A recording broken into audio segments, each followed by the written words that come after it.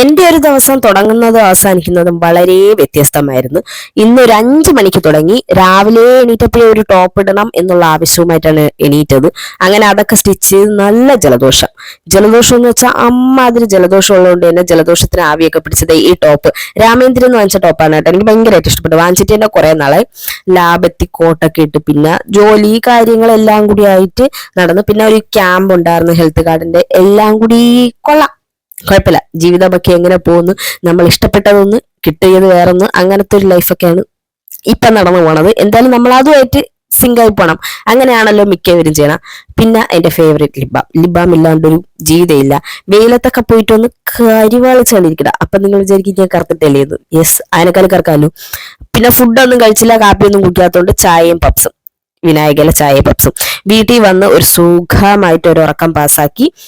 Skin care multani mitti. Okay.